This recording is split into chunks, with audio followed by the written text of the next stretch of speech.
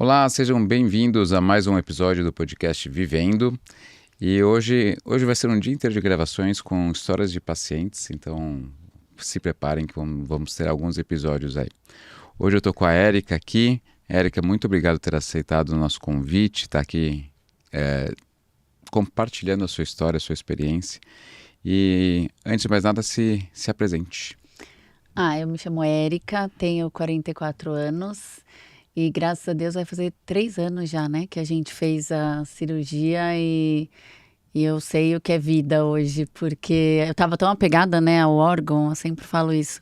E aí depois que a gente faz a cirurgia, a gente vê que existe uma vida sem cólica, sem barriga inchada, sem gases, né? Acho que só quem tem mesmo é que sabe de fato o que a gente passa, né? Com certeza. Acho que a ideia aqui é justamente a gente mostrar a percepção de cada paciente, né? Como cada paciente passou por aquilo, como impactou a vida, o que foi mais importante, né, na história. E eu queria que você dividisse um pouquinho da sua história, desde o começo da sua vida menstrual, se você já sentia alguma coisa, se não sentia, ou se você não sentia, quando você começou a perceber alguma coisa de errada. Conta pra gente um pouquinho. Desde a minha primeira vez, né, que eu fiquei menstruada, eu já começou com uma cólicazinha, assim, que eu me lembro como se fosse hoje. Que eu tava voltando do Guarujá com meu pai no carro, eu tava no banco de trás e já começou uma cólica. Eu falei, tem alguma coisa aqui que não tá legal. E aí, quando eu fui ver, eu tinha ficado menstruada. E ali me apresentaram a cólica, né, menstrual. E aí depois disso, na adolescência, sempre tive cólica, tudo. Mas de repente começou a vir um fluxo intenso. Então eu levantava e saía aquele coágulo de sujar roupa. Na verdade, assim, eu nunca gostei também de ficar menstruada, porque sempre foi, assim, uma situação, como era um fluxo intenso, não era uma situação agradável. Não que alguém ache que é agradável, mas acho que tem mulher que não liga. Eu nunca gostei mesmo. E aí eu tinha TPM o mês inteiro. Então, fora a alteração de humor, que eu até brinquei uma vez com você, né? Se eu não me aguento, imagina as outras pessoas, né, ao meu redor. E aí ia no médico, primeiro eu ia com uma ginecologista mulher, e aquela coisa da mulher, de não querer ir em homem, de não se sentir à vontade e tudo.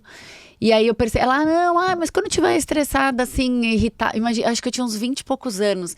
E ela falou assim, eu nunca vou esquecer, quando você estiver desse jeito, come um chocolatinho, não, vai passar, você vai ver e tal.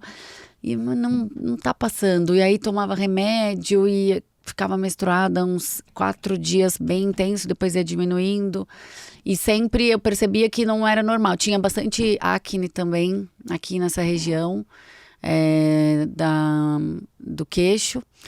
E também em dermatologista. Eu não sei se a medicina foi evoluindo, né?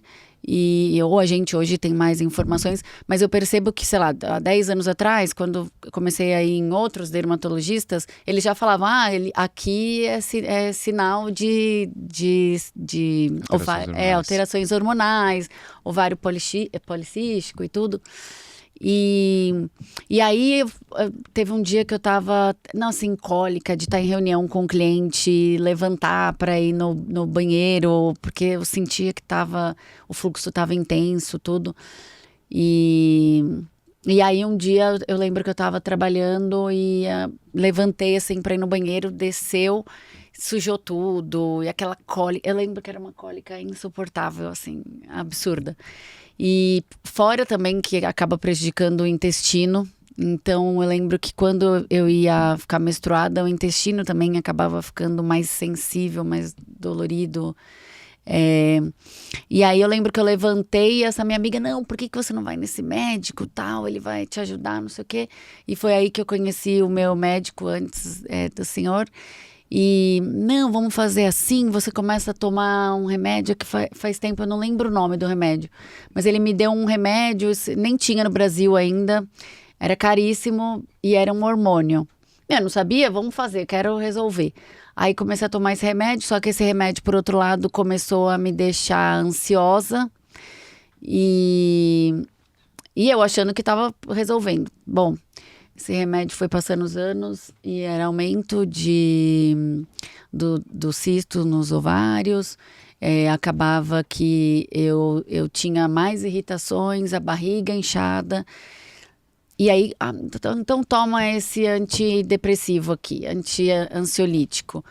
E aí eu percebi que, tipo, tá bom, confio no doutor, tá indo. E fazia os exames, tudo bonitinho. Aí nesse período, e por incrível que pareça, quero deixar registrado, que aquela coisa que a gente tem, né, que a mulher vai entender o que a gente passa, que a mulher também tem esses sintomas. Eu fui com um homem, né, que foi mais, ele mais me acalentou do que quando eu ia com mulher que achava que era bobeira, ou que, não é tão forte assim, come um chocolatinho, não sei o quê. E aí eu tava passando com esse médico, aí apareceu um mioma, eu comecei a acompanhar esse mioma. E aí esse médico falou, não, Érica, olha, tem uma revolução, vamos fazer uma reposição hormonal, não sei o que lá. Falei, bom, mas não tô nem resolvendo uma coisa, já vou enfiar outra. E aí, quando a gente foi fazer o exame, viu que o mioma tinha aumentado, os focos de endometriose também. Então, era no fundo do útero, né? E pegava algumas coisas no intestino. Aí, fui em vários médicos, até, putz, não, esse aqui tem que tirar tudo, não, esse aqui tem que congelar os óvulos. Eu nunca quis ter filhos, então também não era um processo que eu queria passar. Mas o mais curioso que até eu chegar em você foi que eu tava já desesperançosa. Eu falei, meu Deus do céu, não vou conseguir resolver nunca isso. E fui escolhida, né? E aí o meu doutor falou assim, Érica, olha, eu não tenho experiência com endometriose, vou ser sincera pra você. Pelos seus exames, eu tô vendo aqui que a gente vai ter que tirar seu útero, não vai ter jeito. E aí você vai ter que tirar os focos de endometriose, do intestino e tal. Parênteses, eu já tinha ido em outro médico que se fala que é o Bambambam, né? Chamam ele de Bambambam da endometriose. E ele queria tirar um pedaço do meu intestino. E então tem que tomar muito cuidado, porque se a gente cai em mãos erradas, hoje, infelizmente, até com médicos a gente também tem a indústria aí, né, de cirurgias e de N mágicas aí que infelizmente acaba que não dá certo e é uma pessoa, né? Sim. E aí ele falou, olha, não, eu tenho um médico que eu posso te indicar, eu posso falar com ele, a gente faz a sua cirurgia junto, tal, o doutor Patrick. Aí eu, não, doutor, não, então eu quero fazer com o senhor, se for para fazer, eu quero fazer com o senhor, tal. Eu já fiquei meio assim, não, ele participa comigo, tal, não sei o quê, tá bom. Aí saí de lá, fiquei pensando, vou esperar um pouco, não quero tirar o útero, eu tinha acho que 40 anos. E falei, não vou ter filho, mas também não quero tirar o útero, não, calma, também não é assim. Aí ele falou, Érica, não vai ter jeito. E eu confiava muito no doutor Otávio. E aí fui fazer um outro exame, eu tinha que voltar no médico depois de sei lá quanto tempo. Passei lá no ambulatório que tinha no meu trabalho, e um médico jovem, e conversando com ele, tudo. Mas Érica, por que você quer esse monte de exames e tal? Tem alguma coisa específica? Eu fui só pedir a guia para ele, né? Eu peguei e falei assim, não, é que eu tenho endometriose, e aí eu sempre faço esses exames, por isso que eu preciso para fazer o exame e voltar no meu médico. Aí ele falou, nossa, minha namorada acabou de fazer uma cirurgia, acho que fazia uns 6 meses, com o Dr. Patrick, segue ele aí, quer ver? Deixa eu te mostrar. Aí quando ele falou Patrick, eu falei, Patrick não é um nome comum, né? Aí eu falei assim, ele é especialista em endometriose e tal. Então assim, era uma pessoa totalmente neutra, que estava me indicando, tinha uma referência, porque a namorada dele tinha feito a cirurgia. Ele também é ginecologista, inclusive. Esse médico que estava lá, acho que ele estava estagiando, alguma coisa assim, lá no laboratório, no consultório, no ambulatório, né? Da empresa. E aí ele falou, não, segue ele aí, eu não tenho o telefone dele, mas segue ele aí, que dá para pegar o telefone dele. Aí eu peguei e falei, nossa, olha que curioso, faz mais ou menos, acho que 1 mês, 2 meses, Não, 1 mês, 2 meses, 1 ano. O meu médico falou pra mim que ele chamaria uma pessoa pra participar da minha cirurgia, que seria o Dr. Patrick. Eu falei, o especialista em endometriose, só pode ser um. É difícil ter 2 com esse nome, especialista em endometriose. Aí ele falou, olha, se eu fosse você, eu passava lá. E outra, aí eu falei, ai, mas o meu médico quer tirar o útero e tal. Ele falou, olha, o útero é desse tamanho. Ele me mostrou. Viu, você tá pegada no órgão, ele falou. Eu acho que pra você, pra qualidade de vida vai ser bom, você não quer ter filho, tudo. Aí eu falei assim, eu vou marcar. Aí peguei o Instagram e falei, vou ver. E fiquei enrolando, como sempre, né? E aí, quando eu marquei a consulta, assim, foi ótimo. Eu percebi que você, primeiro, né, teve empatia na primeira consulta, diferente dos outros médicos que eu passei. A forma, a abordagem, até o exame mesmo, né, o exame clínico, porque a mulher, ela fica numa situação tão vulnerável, né, aquela cadeira, Também é uma maca ginecológica. uma maca ginecológica. E aí eu lembro que eu falei, tá bom, doutor, então vamos marcar. Aí você, não, pensa, o que você quer fazer? Então, não, eu vou marcar. Então tá bom, eu lembro Você que... veio bem decidida, né? Porque eu falei, não é possível, tudo tá conspirando para isso. Os outros médicos que eu tinha passado, na primeira cirurgia mesmo, na primeira consulta, eu tinha percebido que não era a Érica ali, né? O órgão, tratar... Não, acho que você foi bem específico, falou de toda a qualidade de vida depois, né, da cirurgia. E aí, depois disso, eu peguei e saí de lá, porque eu tenho uma resistência forte a mudar, né, as coisas. Então, tá bom, né? Fui arrastando, sei lá, 20 anos com o mesmo ginecologista, não resolveu, mas é assim que tem que ser e tal. E aí, saí de lá, falei pro meu marido, falei, ixi, acho que eu não vou mais voltar lá no Dr. Otávio, eu vou fazer com o Dr. Patrick, eu gostei dele e tudo. Aí meu marido falou, você decide o que é a sua saúde. E aí eu lembro que eu já fiz os exames e a próxima vez que eu fui te encontrar foi no hospital. No Sírio, que você Sim. entrou lá, né? Falei, doutor, olha, a segunda vez que eu tô te vendo, e me passou muita confiança. E aí, assim, os cuidados, né? Você é super calmo. Acho que a forma que você lida, né, com a doença é uma forma que passa pra gente como se fosse natural, né? Muitas vezes, como eu já passei por vários médicos, assim, a impressão que eu tive é que tem alguns médicos que eu não sei se eles não conhecem ou se pra eles isso é... Ai, nossa, você tem endometriose. Ai, e agora? O que a gente percebeu, é engraçado que mesmo quando eu comecei o consultório, quando você termina a residência, você abre o consultório vazio, né? Não tem clientes, mas de um modo geral, quando você abre um consultório de ginecologia e obstetrícia, a imensa maioria é rotina, Papa Nicolau, e obstetrícia, muito mais parto do que cirurgias ginecológicas. Só que eu terminei a residência e já estava no grupo de endometriose, né? Eu fiz laparoscopia e fui para endometriose. E sempre a paciente de endometriose é vista como uma paciente difícil, porque é uma paciente que tem dor crônica, então é difícil você lidar com com tudo que envolve, né, a dor crônica. Muitas pacientes têm infertilidade e tal, então são pacientes de maior complexidade, digamos assim. E como eu me propus desde o princípio a ter um consultório particular. Por que particular? Porque particular eu consigo ficar 1 hora, 1h30, 2 horas se eu precisar ficar com uma paciente, eu fico. Ao passo que quando o pessoal atende convênio, para fazer valer a sua hora, o pessoal acaba atendendo 4, 5, 6 pacientes numa hora. Você não consegue dar uma atenção, né? Então, desde o princípio do meu consultório, os meus colegas que estavam sendo residentes, sempre que tinha algum caso assim mais complexo, já me encaminhavam.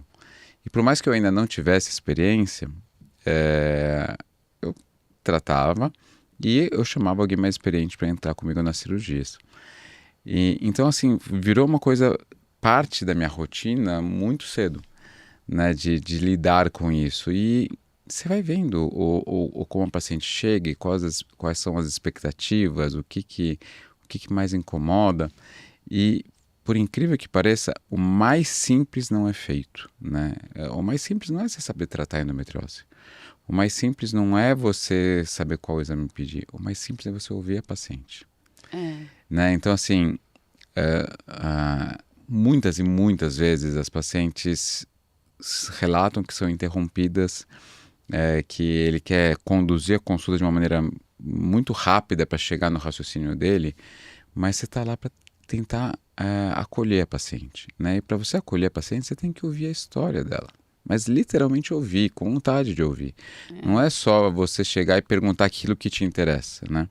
E o ouvir a história te traz informações super valiosas, né? Então, acho que isso é uma das coisas mais importantes da medicina, de um modo geral, não só na endometriose, mas na medicina de um modo geral, e que as pessoas esquecem um pouco. E então, assim, quando você faz uma consulta médica básica, literalmente básica, com uma boa escuta e com um bom exame físico, você tem um raciocínio do que está afetando aquela mulher, aquele paciente, de uma maneira mais completa, e você tem uma conexão com o paciente, né? Porque não adianta, se você fizer uma consulta em 5 minutos, em 10 minutos, em 15 minutos, você não vai ter conexão nenhuma.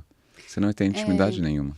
Mas, doutor, você sabe que esses médicos que eu fui, eles eram particulares. E vou te falar, a sua clínica, a gente já chega e já é acolhido na recepção. Então, ela é que... Eu sou fã da Pri, não adianta. É nosso xodozinho, a Pri. Ela é querida, ela é calma, ela fala baixo, ela não é carrancuda. Então, ali você já vê uma diferença.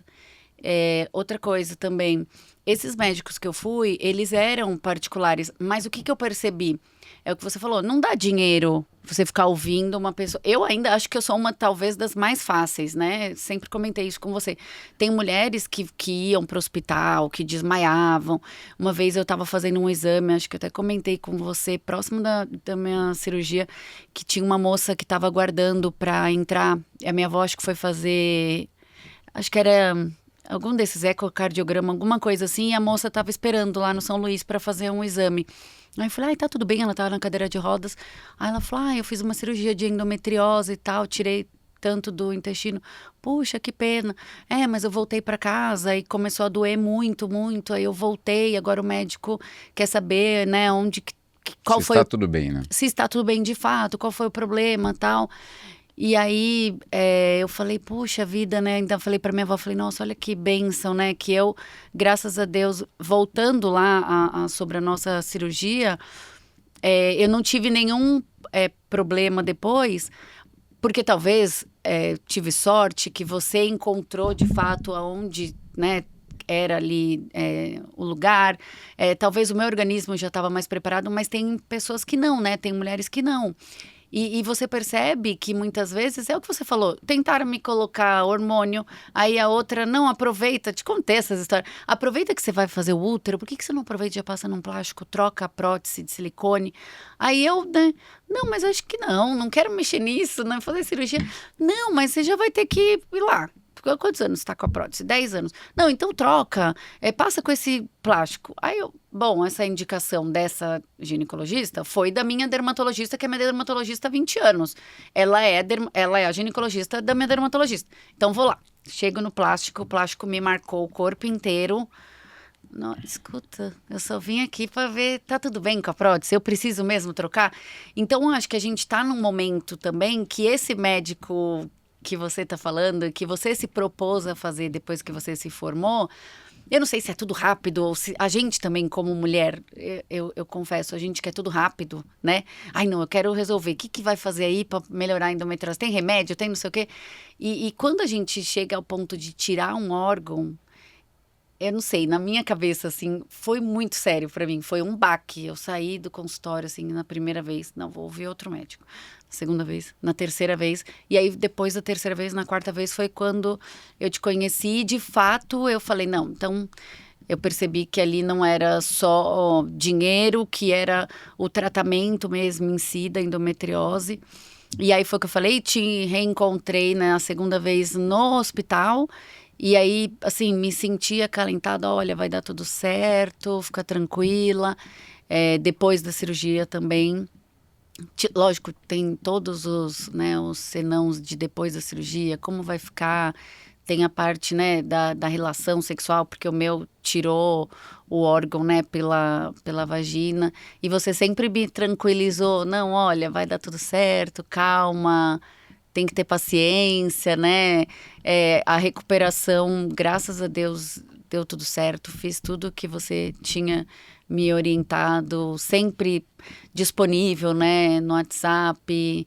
E assim, até eu que brinquei, né? Falei, doutor, eu quero dar esse depoimento, porque vai fazer 3 anos em março.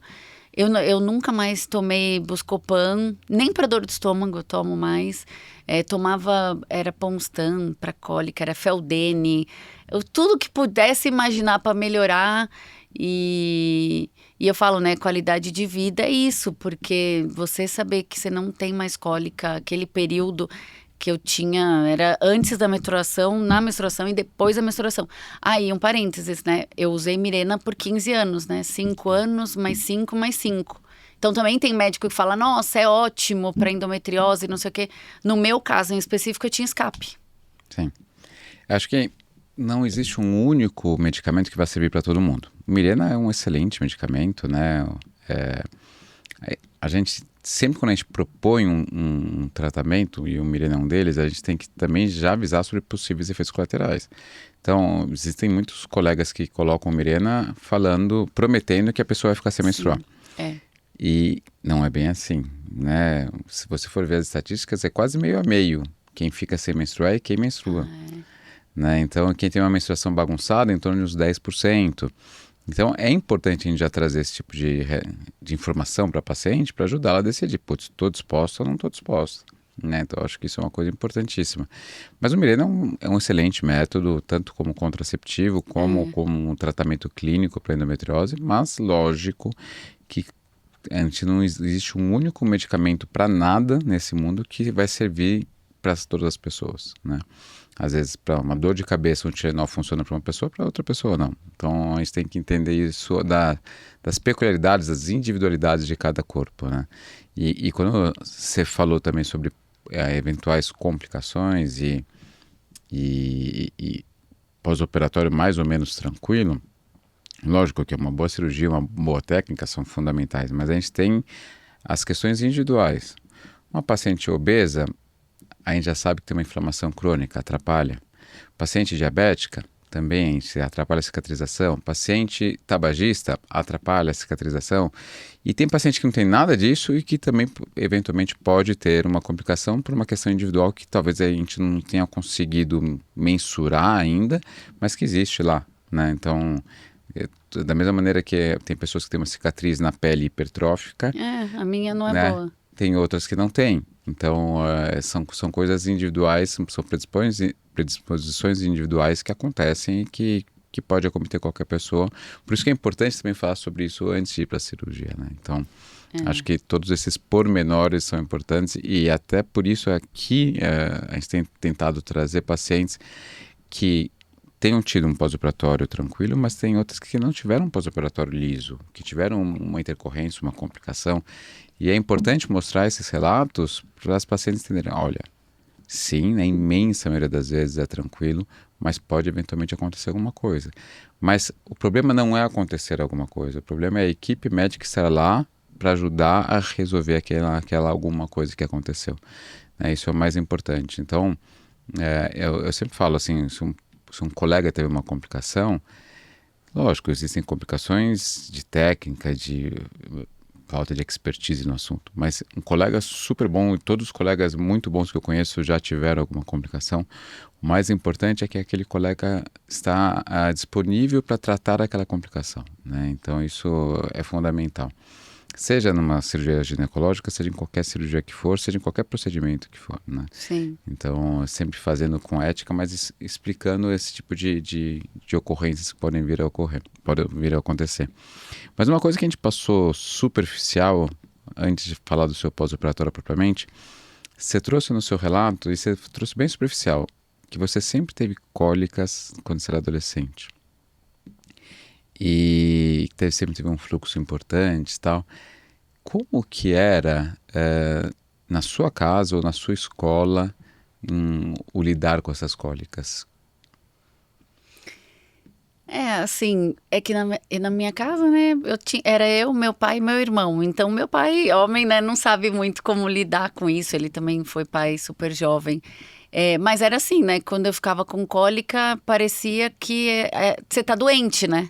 Porque é uma comorbidade que faz com que você não tenha predisposição, né, disposição para nada. Você fica naquela, toma remédio, aí dorme, aí acorda, tá doendo.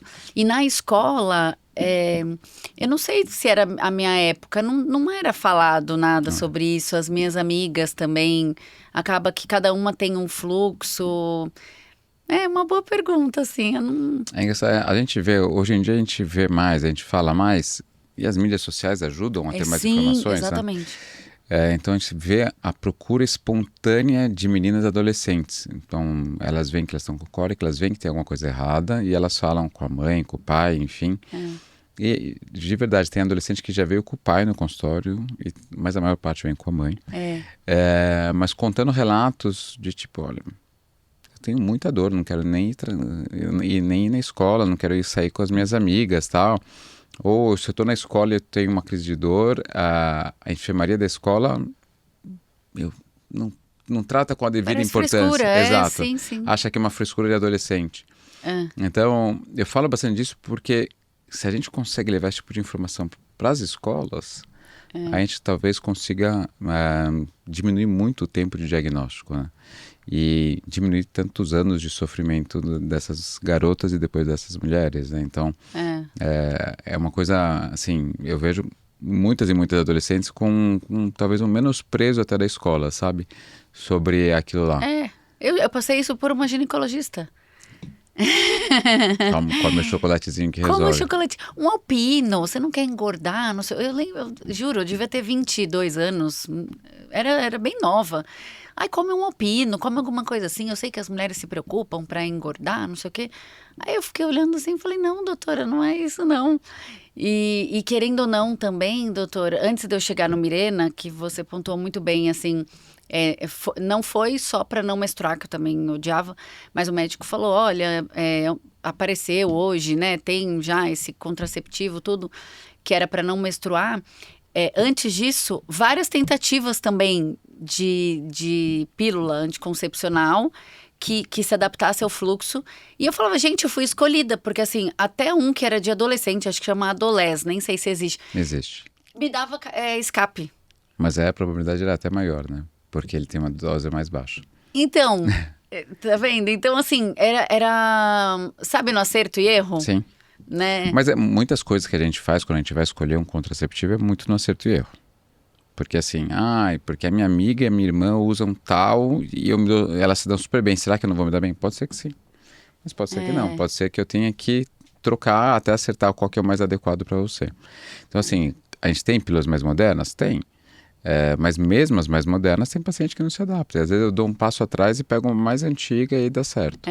Então tem isso da gente ir tateando, né, para poder ver qual que é a melhor para você. Mas quando você vê que você usou já umas 4 diferentes, nada está dando certo, opa, será que essa é a melhor estratégia para aquela mulher? Né? Então a gente tem várias coisas que a gente tem que ficar atentos para a gente não ficar postergando o sofrimento dela cada vez mais, né? Então, 15 anos de Mirena, beleza. Mas assim, você ficou sangrando, com cólica, com TPM. Se fosse só um escape, você estivesse de boa com o escape, ok, mas com cólica importante, com sangramentos eventualmente mais fortes, tal, a gente tem, né, e com acompanhamento do exame de imagem pra gente ver Não, como e que... fora que me enfiou também ansiolítico. Aí junto com ele eu tomava esse que era... Que até agora acho que é mais barato, deve ter caído a patente. Mas na época que era da Bayer, O Dienogest. isso, que antes era outro nome. O nome comercial da Bayer é o Alurene. Isso! Aí comecei a tomar esse, aí depois você começa a pesquisar também da outra coisa, aí você toma outra coisa. Então, assim, é o que você falou, né? Para cada um serve de um jeito, né? Para cada um vai dar resultado, porque é um organismo. E você falou um negócio que é muito legal: o corpo humano não é um Lego, né? Então, assim, se você não. vai, super estressada, trabalha, né? Família, né? Tem várias coisas que, de repente, uma mulher muito mais calma que eu tem mais sintomas do que eu, ou vice-versa. Não, Sim. não dá pra saber, né, o que... Ou como impacta, né, na sua vida.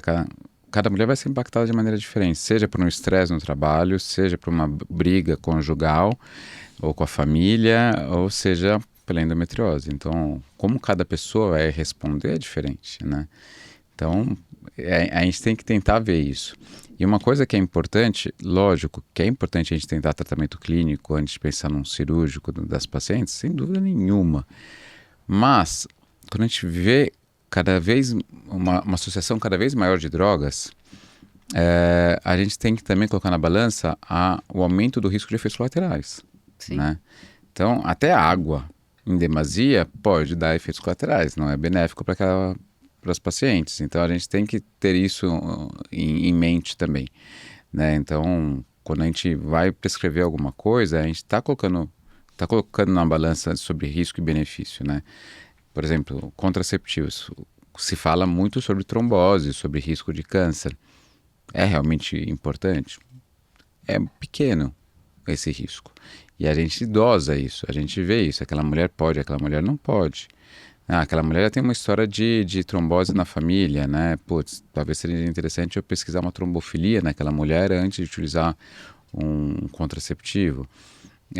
Então, assim, a gente sempre tem que estar dosando isso de risco e benefício do tratamento instituído para aquela mulher. E quando eu começo a associar muitas drogas, eu estou aumentando os riscos de complicações. Então, será que vale a pena? Vamos pesar também quais os riscos de complicação de uma cirurgia, né? Qual que é o índice global de complicações? Depende da equipe? Depende, mas a gente tem o que a literatura mostra, né? Da maior parte das equipes. Então, a gente tem que sempre usar isso e expor isso para os pacientes, né? Então, olha, Erika, se eu usar isso, eu estou aumentando o risco disso, daquilo e daquilo. Se eu fizer cirurgia, eu tenho um risco de complicação, ele nunca vai ser zero. Mas é um risco controlado, é tantos por cento, esse é o maior problema que pode acontecer, tal, tudo. Então a gente tem que expor isso, é meu dever expor isso, né? E tomar essa decisão em conjunto com você. Né? Não é assim, olha, eu acho que tem que fazer isso porque eu acho e acabou e pronto. Não, não é assim que funciona. Essa medicina antiga que tinha, no passado era muito assim, né? O médico Positiva, né? era muito mais impositivo, né? Então, hoje não. Já há muitos anos a gente tem uma decisão compartilhada, né? A gente também erra. Às vezes o que eu acho que é o mais interessante pode ser uma decisão equivocada para você. O médico também erra, a gente também tem que dosar isso, né? O quanto os meus erros, né? Seja numa orientação, seja numa decisão, seja numa tomada de decisão intraoperatória, né? Então, você pode ter erros. Então, nós não somos máquinas infalíveis, né? Sim. Então, acho que é importante isso. Quando a gente tem uma decisão compartilhada, a chance de acerto é muito maior, né? Então, acho que isso que é o importante. A decisão compartilhada nos ajuda, inclusive, a tomar uma decisão individualizada para aquela paciente, né? Então, a partir do momento que você está junto na mesa tomando aquela decisão comigo, eu estou individualizando o seu tratamento também. Sim, né? Então, sim. acho que isso é importantíssimo. E me diz, então, voltando à sua cirurgia, eu quis fazer voltar para a adolescência, porque eu acho que é sempre importante ver como foi. Como foi o seu pós-operatório?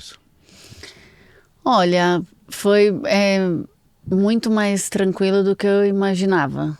Então, aquela coisa do repouso, né? De ficar em casa lá uns 10 dias, acho, eu fiquei, né?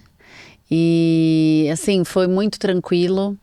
Graças a Deus não tive complicação nenhuma. Voltei lá depois de uma semana, vi os pontos. Nossa, assim, só tenho que agradecer mesmo, porque foi muito tranquilo, perto do que eu imaginava e perto do que eu passava, né?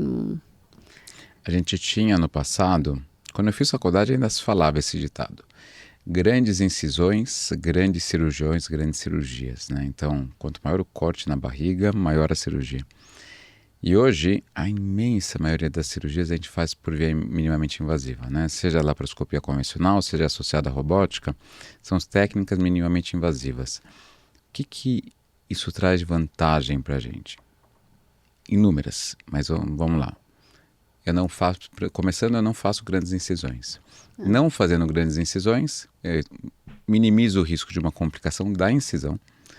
Então, seja uma infecção, seja um seroma, seja uma deiscência, seja uma hérnia e principalmente dor. Uma das coisas que mais dá dor e restrição no pós-operatório é corte na barriga, né? Então, quando tem um corte grande, eu tenho esse risco. E quando eu estou lá dentro da barriga, eu estou com a câmera lá dentro. A gente tem hoje câmeras 4K, câmeras 3D. Então isso me permite que, bom, digamos que aqui está a endometriose, eu chego com a câmera bem aqui pertinho. Ao passo que se eu estivesse fazendo uma cirurgia aberta, Você não consegue. o meu olho tem uma distância muito maior, então eu não vou ver com tantos detalhes aqui. Segundo, as minhas pinças, elas são miniaturizadas, né? Então eu consigo chegar lá bem pertinho com pinças de 3 a 5 milímetros, ao passo que a minha mão não conseguiria fazer aquela dissecção, então é uma coisa muito menos detalhada, muito menos conservadora. Até trazendo um paralelo aqui com cirurgia de homem, prostatectomia, né? Então câncer de próstata, a gente acabou de passar novembro, né? No Novembro Azul, mês de conscientização sobre a saúde do homem.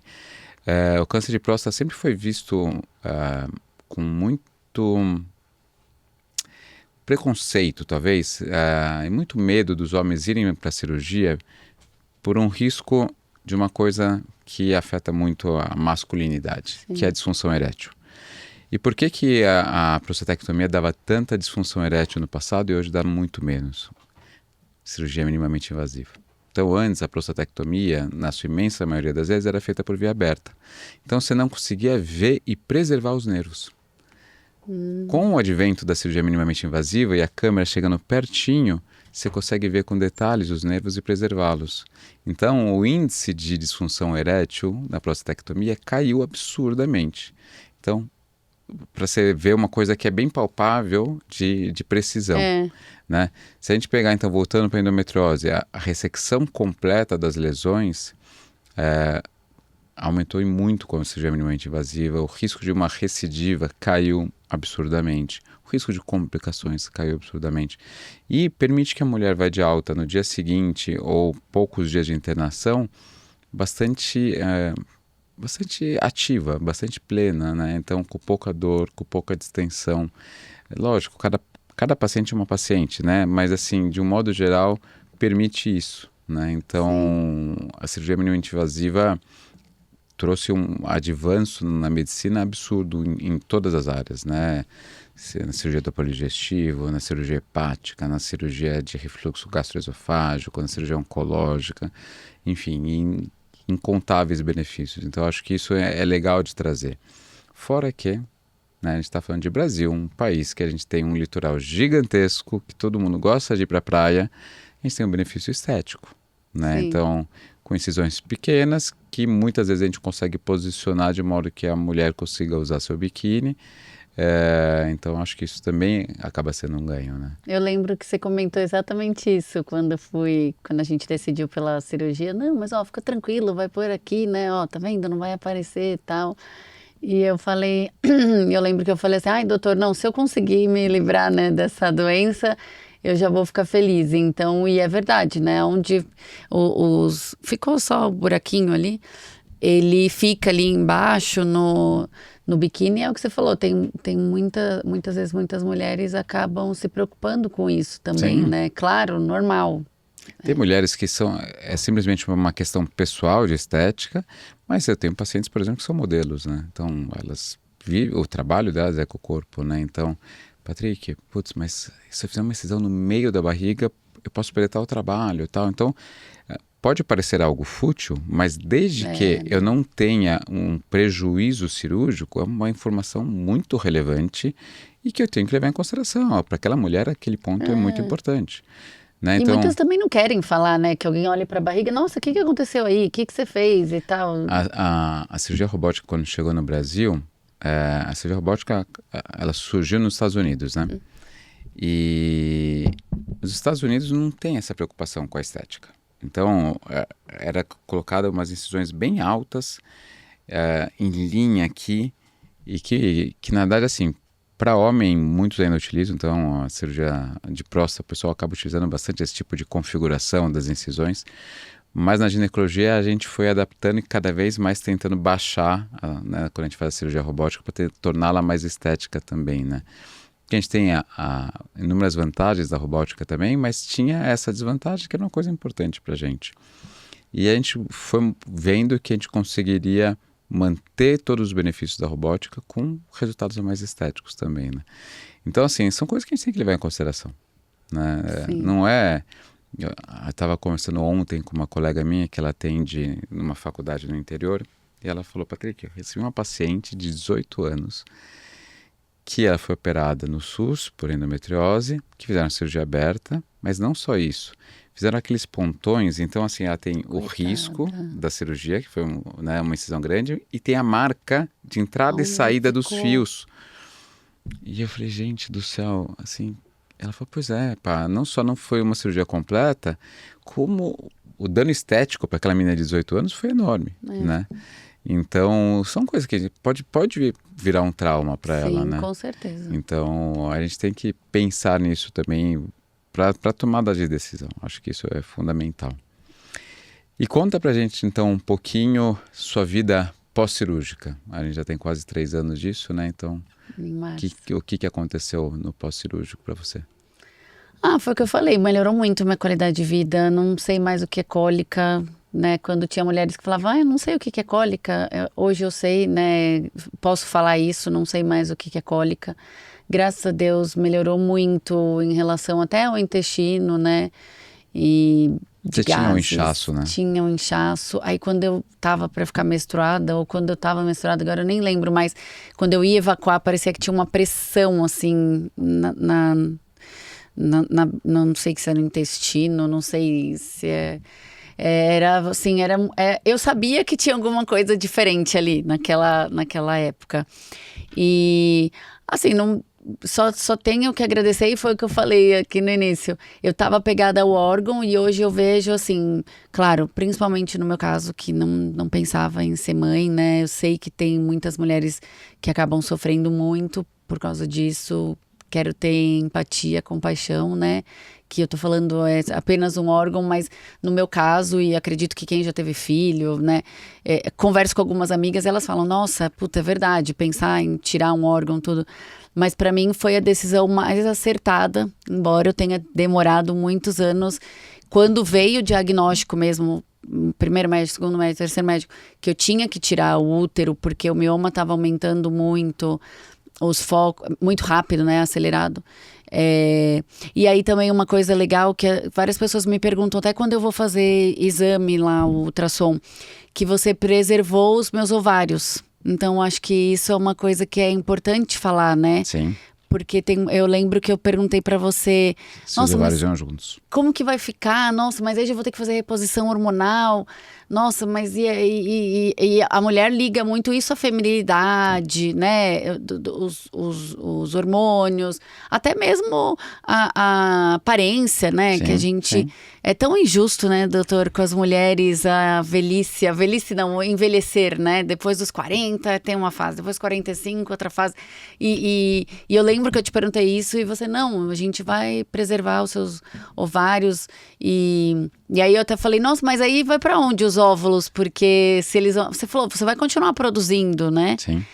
E aí eu falei, mas aí vai pra onde? Aí você falou, não, o corpo ele absorve. Então várias pessoas, quando eu vou fazer exame, assim, ou que eu comento da cirurgia, me perguntam. E acho que a gente ter mantido... Então, assim, eu não me sinto um vácuo total. Porque eu sei que tá ali, que foi preservado essa parte hormonal, né? A parte da mulher mesmo, né? É uma função que a gente começa já a se preocupar, principalmente depois dos 40... que eu vou ter que repor, não vou repor. Aí hoje em dia tem várias opções, tem várias visões dos médicos que... Acho que é uma coisa que a gente sempre tenta, né, ao máximo, é ser agressivo com a doença e conservador com a função, né? Então você chegou a relatar que um dos médicos que você passou falou que ia tirar o intestino, né, um pedaço do intestino. Quando a gente tem uma endometriose invadindo o intestino, ela pode ser uma invasão mais ou menos superficial. mais ou menos profunda e mais ou menos extensa em comprimento. Isso vai nos ajudar a tomada de decisão. Antigamente era super agressivo mesmo, né? Fazer uma cirurgia intestinal como se fosse uma cirurgia oncológica, retirar pedaços grandes do intestino. Hoje a gente tenta fazer o menos agressivo possível em relação ao intestino, desde que eu consiga retirar toda a doença.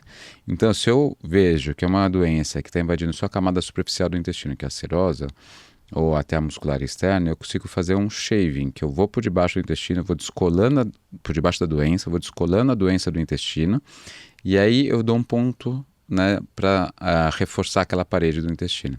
Então eu não preciso tirar um pedaço do intestino. Por isso que mudou a sua parte intestinal, porque você tinha uma endometriose que estava superficialmente no intestino. Eu não precisei tirar um pedaço, mas eu precisei descolar e depois reforçar aquela parede. Mas, pensando também em ovários, a gente, sempre que possível, a gente vai preservar os ovários, porque os ovários estão produzindo hormônios, né? Então, se eu tiro eles muito precoce, eu tenho que entrar com uma reposição hormonal mais cedo, né? E então, assim, quanto mais eu puder prolongar a vida dos seus ovários, melhor, né? Para a sua saúde cardiovascular, para a sua saúde óssea, para a sua jovialidade, né? Tudo isso vai ter um impacto, né? Então, eu acho que é importante a gente pensar nisso. E o ovário não fica solto. Tem um infundíbulo pélvico que mantém ele lá presinho na sua barriga e tá bonitinho. Então, e pensando na menopausa, tem cada dia mais e mais alternativas para a gente tratar a menopausa de uma maneira saudável, tá bom? Sem grandes promessas, sem ficar usando trocentos mil hormônios, como alguns advogam por aí, mas dá para a gente utilizar uma reposição hormonal de uma maneira ética, correta, pensando em saúde, tá? Embasada cientificamente. Então, tem cada vez coisas mais modernas e boas por aí, tá? Então, não precisa ser esse bicho-papão, tá? Eu sei que muitas mulheres têm medo, receio da menopausa, mas não precisa ser esse bicho-papão. Érica, pensando já em caminhar para o final, o que você gostaria de deixar de recado aqui para quem está nos assistindo ou nos ouvindo? Eu acho que as mulheres, elas precisam, antes de mais nada, tomar cuidado, né? Um pouco, você falou tudo, a gente hoje tem acesso aí às redes sociais. E eu que andei bastante, né, de consultório para consultório, às vezes a gente acha que, nossa, não, porque esse aqui tá fazendo isso, tá fazendo aquilo, é um método revolucionário e tal. Quando muitas vezes o que a gente mais precisa é que alguém se preocupe com a gente. E não porque eu tô falando com você aqui e todo mundo vai ouvir, não é isso. Mas pensar num médico com os princípios do Dr. Patrick. Você tocou no assunto da reposição hormonal, né?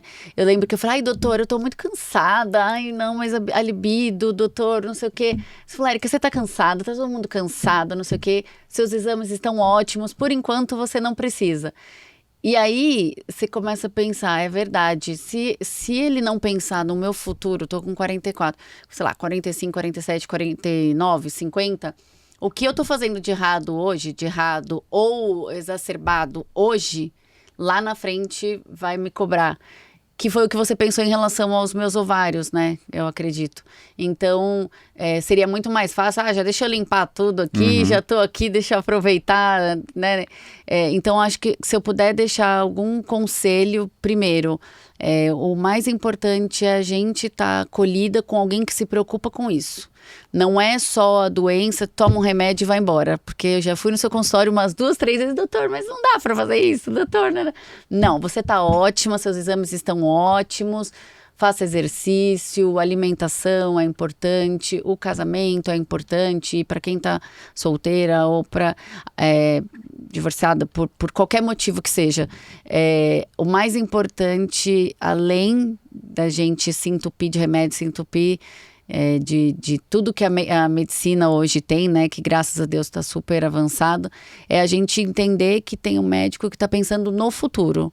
Porque hoje eu estaria tomando todos os remédios que eu estava antes, com o Mirena já ia trocar de novo, e é assim, a vida é desse jeito, você foi sorteada, endometriose e tal.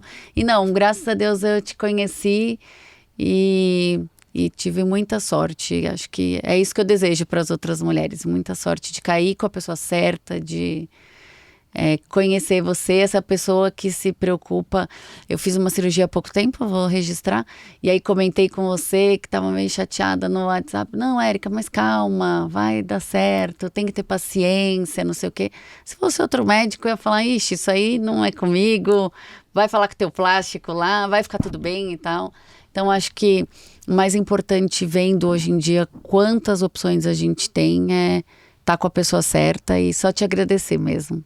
Que bom. Eu acho que é importante, a gente tem inúmeros médicos muito bons, eu tenho inúmeros colegas muito bons que eu poderia recomendar também, mas eu acho que o mais importante é isso, a gente acolher, né? Mais do que tratar uma doença, a gente trata uma pessoa, Sim. né? Então, a gente tem que tratar a pessoa, ver as peculiaridades daquela pessoa e tratar a pessoa do modo que for melhor naquele momento. Às vezes uma alternativa que eu escolho agora, talvez eu mude daqui a pouco, mas a gente vendo isso, a gente vê as prioridades da vida daquela mulher e ajudá-la nisso, né, no trilhar desse caminho. Não é simplesmente indicar uma cirurgia. É isso. Obrigado por compartilhar aqui com a gente. Muito Tá bom? obrigado pelo convite. Eu que agradeço. E vocês que nos acompanharam até agora, fiquem ligados que nos próximos episódios.